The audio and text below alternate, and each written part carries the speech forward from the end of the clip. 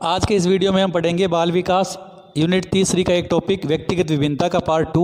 इससे पहले वाले पार्ट 1 में हमने पढ़ा था व्यक्तिगत विभिन्नता का अर्थ, उसकी परिभाषाएं, प्रकार, कारण, कारक और उसके शैक्षिक महत्व के बारे में। आज के वीडियो में हम पढ़ेंगे व्यक्तिगत विभिन्नता का अध्ययन किसने कब किया, किस तरह किया, भेदों का वितरण किस प्रकार से करते हैं एनपीसी ग्राफ के द्वारा, उसके द्वारा अध्ययन की विधियां कौन कौन सी है, मापन किन किन विधियों से किया जाता है व्यक्तिगत विभिन्नता का, और महत्वपूर्ण कथन कौन से हैं इनसे जुड़े हुए, और साथ में इन सब से टॉपिक से जुड़े हुए कुछ महत्वपूर्ण प्रश्नोत्तर के बारे में। तो प्रथम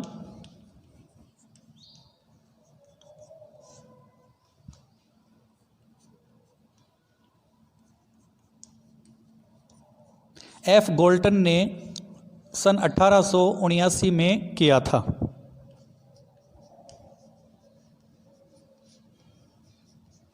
उसके बाद इस अध्ययन को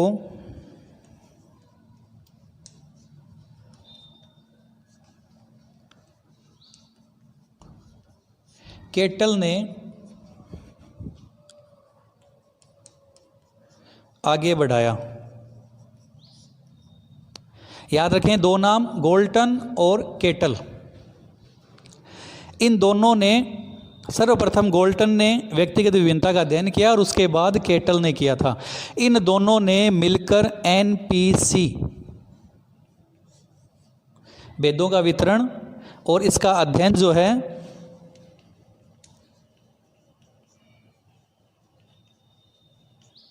वो एनपीसी, एन का मतलब है सामान्य यानी कि नॉर्मल, पी का मतलब है संभावना यानी प्रोबेबिलिटी, और सी का मतलब है कर्व यानी कि वक्र।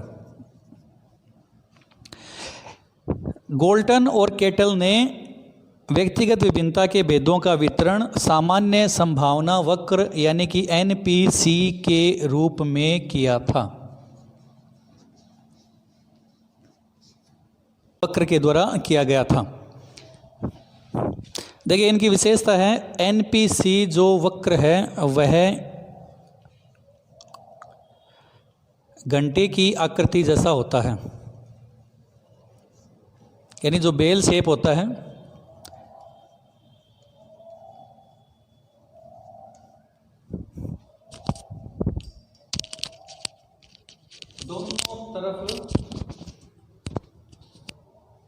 इसके दोनों तरफ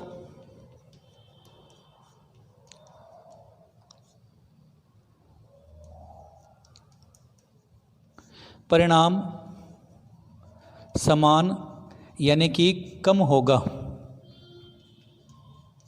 दोनों तरफ का मान कम ही होगा यानी दोनों तरफ समान होगा। मध्य का जो मान है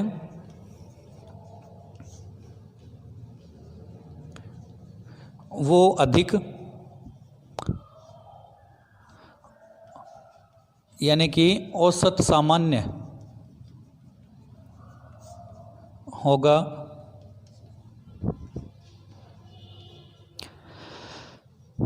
बाईं तरफ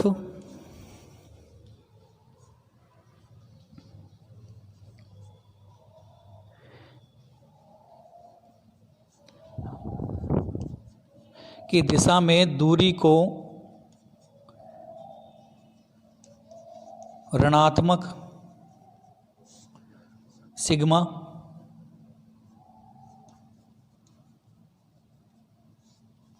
तथा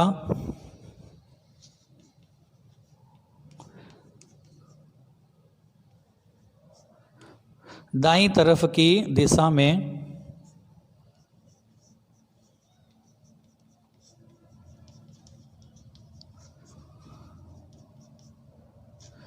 जो दूरी है उसको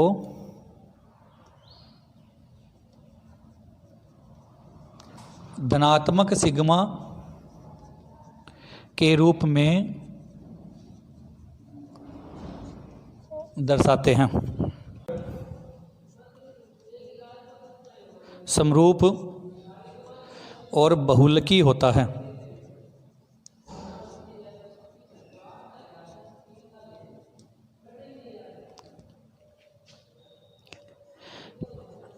इसका परिणाम यदि देखा जाएगा तो परिणाम स्वरूप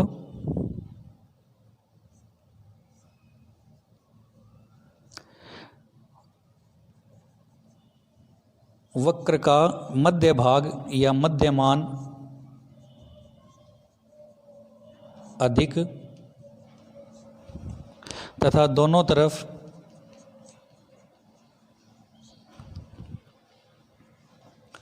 का मान कम होगा। देखें वक्र,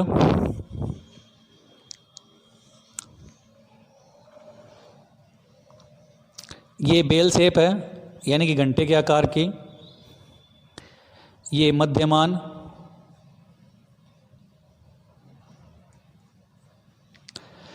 ये प्लस का, ये माइनस का, दाईं तरफ प्लस का 1 सिग्मा, 2 सिग्मा, 3 सिग्मा और 4 सिग्मा। इसी तरह बाईं तरफ माइनस में -1 सिग्मा, -2 सिग्मा, -3 सिग्मा और -4 सिग्मा। देखिए घंटे की आकृति के जैसा है। दूसरा, दोनों तरफ परिणाम जो है वो समान यानी कि कम होगा, दोनों तरफ कम है। यहाँ से इसका वक्र है जो गिरता हुआ दिखाई देता है, और जो सबसे कम मान यानी न्यूनतम मान जो होता है उसका मान का प्रतिशत होता है 2.14%, यानी कि 2.14% दोनों तरफ। और मध्य मान जो है उसका ग्राफ सर्वाधिक होता है, जिसका प्रतिशत होता है 34%, लगभग 34.14 या 13%। देखिए मध्यमान अधिक जो सामान्य है ये कम, ये सर्वाधिक। किसी एक लक्षण के आधार पर यदि व्यक्तिगत विभिन्नता का माप किया जाए तो यहाँ माइनस में सबसे कम, प्लस वाला सर्वाधिक और मध्य यानी कि सामान्य, न तो कम हो और न ही ज़्यादा हो। तो आपको देखने पर मिलेगा कि बाईं तरफ की दिशा में दूरी को ऋणात्मक सिग्मा द्वारा और दाईं तरफ की दूरी को धनात्मक सिग्मा द्वारा दर्शाया जाता है।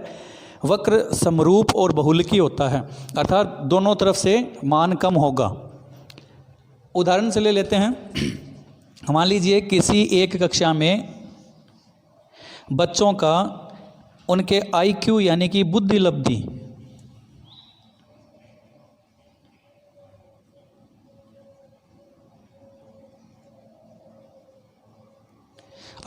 यानी कि बुद्धि लब्धि का व्यक्तिगत विभिन्नता के आधार पर NPC ग्राफ या NPC वक्र द्वारा उसे दर्शाया जाए तो हमें कुछ बच्चे ऐसे होते हैं जो कमज़ोर होंगे और कुछ ऐसे होंगे जो सर्वाधिक रूप से मतलब होशियार अधिक होंगे, परंतु उनकी संख्या कम कम होगी, दोनों तरफ समान होगी।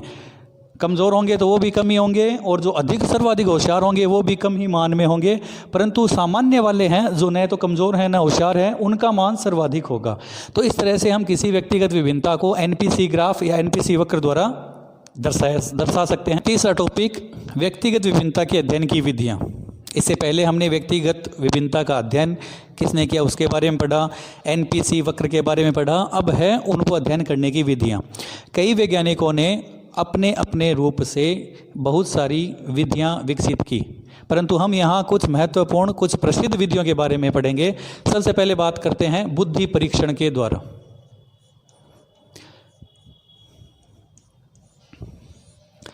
बुद्धि परीक्षण के द्वारा हम किन्हीं दो बच्चों में विभिन्नता को प्राप्त करके उसका अध्ययन कर सकते हैं। जैसे किसी एक बच्चे का IQ जो है वो अधिक है जबकि एक बच्चे का IQ लेवल थोड़ा कम हो, तो यही उन दोनों के मध्य होने वाली विभिन्नता का अध्ययन बुद्धि परीक्षण के आधार पर किया जा सकता है। दूसरा है उपलब्धि परीक्षण।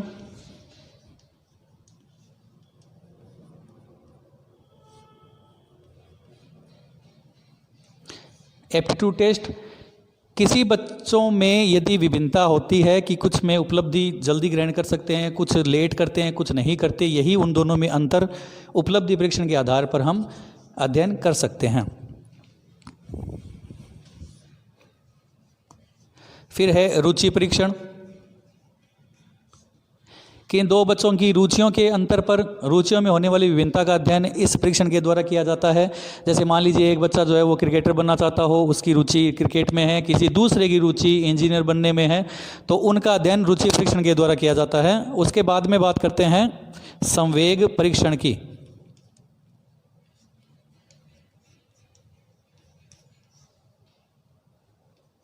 और इसी तरह है संवेग परीक्षण के बाद अभिक्षमता या कार्यक्षमता परीक्षण। कार्यक्षमता और संवेग के आधार पर होने वाली विभिन्नता का अध्ययन इन परीक्षणों के माध्यम से किया जाता है। कार्य करने की क्षमता किसी की अधिक होती है, किसी की नहीं होती। शारीरिक रूप से दुर्बल होने के कारण कोई व्यक्ति, कोई बच्चा अधिक कार्य अधिक समय में या कम समय में नहीं कर पाता है, तो वह अंतर या वह विभिन्नता, व्यक्तिगत विभिन्नता अभिक्षमता परीक्षण के माध्यम से मापी जाती है, उसका अध्ययन किया जाता है। उसके बाद है व्यक्तित्व परीक्षण। कोई बच्चा व्यवहारशील है, कोई नहीं है, संकुचित होता है, कोई आक्रामक होता है, कोई सुरक्षात्मक होता है, कोई डरने वाला, कोई ज़्यादा ही बहादुर होता है। तो ये जो व्यक्तित्व परीक्षण है, व्यक्तित्व जो उनको विभिन्नता प्रदान करते हैं, उसका अध्ययन व्यक्तित्व परीक्षण की सहायता से कर सकते हैं।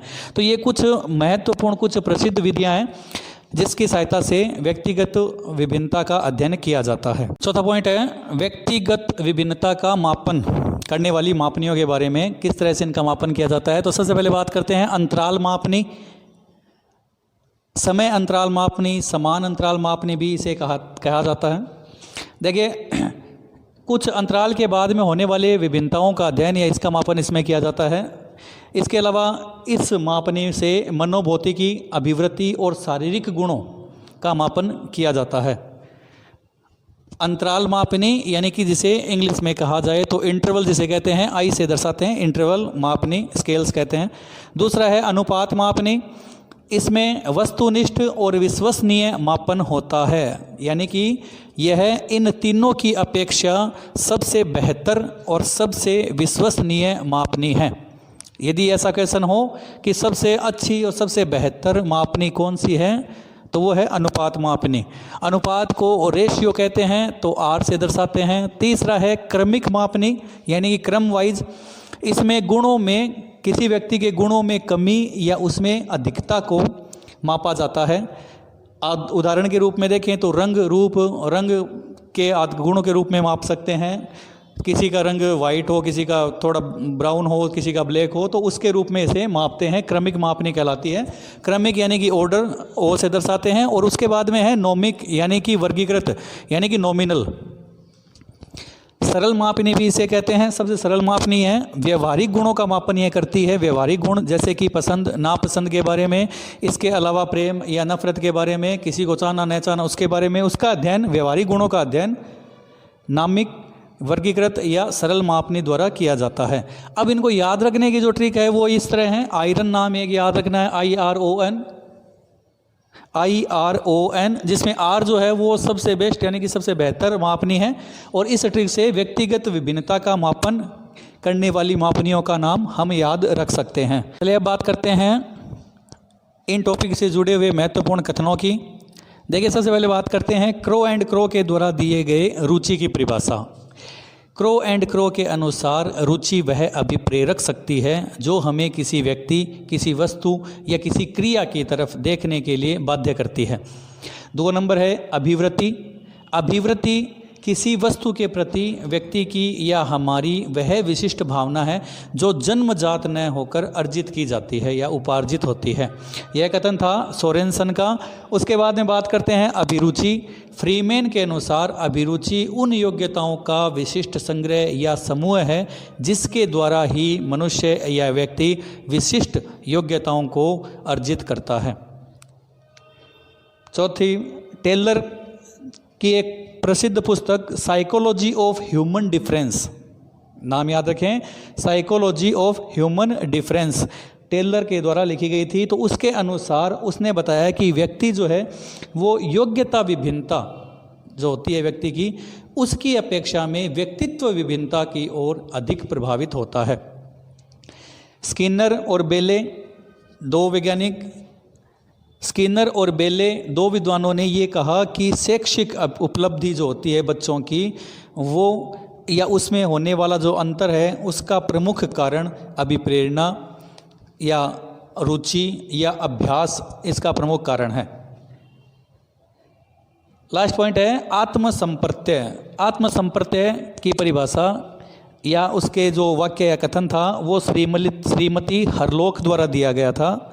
श्रीमती हरलोक ने बताया कि बालक अपने रूप में यानी खुद की एक अवधारणा बना लेता है, खुद के बारे में कुछ सोच बना लेता है, थिंकिंग बना लेता है, और वह धारणा और कुछ नहीं होती, उसी बच्चे की जिंदगी के तथ्यों पर आधारित उसी के द्वारा बनी हुई होती है।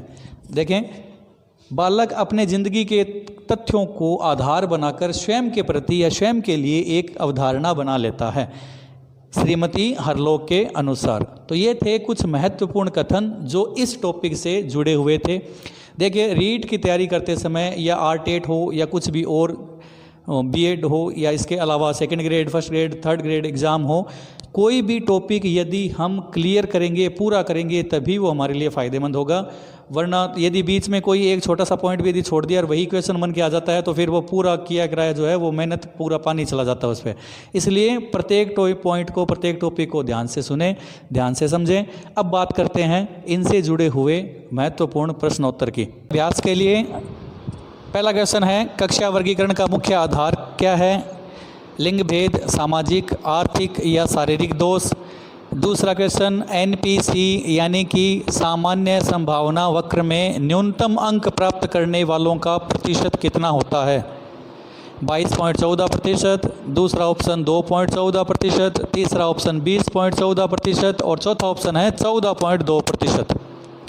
तीसरा है, व्यक्तिगत विभिन्नता की सबसे अच्छी मापनी कौन सी है? नामिक, क्रमिक, अंतराल या अनुपात मापनी। और चौथा क्वेश्चन, शारीरिक विशेषताओं का मापन करने वाली मापनी कौन सी है? क्रमिक, अंतराल मापनी, अनुपात मापनी या फिर नामिक मापनी। इसी तरह 4 क्वेश्चन और हैं आगे। Question number 5, psychology of human difference नामक पुस्तक के लेखक टेलर, केटल, गोल्टन और कॉर्टर। छठा क्वेश्चन, सर्वप्रथम व्यक्तिगत विभिन्नता या वैयक्तिक विभिन्नता का अध्ययन किसने किया था? आपके ऑप्शन हैं कॉर्टर, गोल्टन, केटल और गैरिसन। सातवां, डिक्शनरी ऑफ एजुकेशन नामक पुस्तक के लेखक का नाम? पहला ऑप्शन फ्रीमैन, दूसरा ऑप्शन सोरेनसन, तीसरा ऑप्शन कॉर्टर और चौथा ऑप्शन है केटल। आठवां क्वेश्चन, एनपीसी वक्र यानी कि सामान्य संभावना वक्र कैसा होता है? पहला है समरूपी, दूसरा बहुलकी, तीसरा एकलकी और चौथा AOB दोनों। तो ये थे आपके महत्वपूर्ण 8 क्वेश्चन। उम्मीद है समझ में आया होगा। नहीं आए तो पूछें। इसके अलावा अन्य कोई सुझाव शिकायत हो तो कमेंट ज़रूर करें।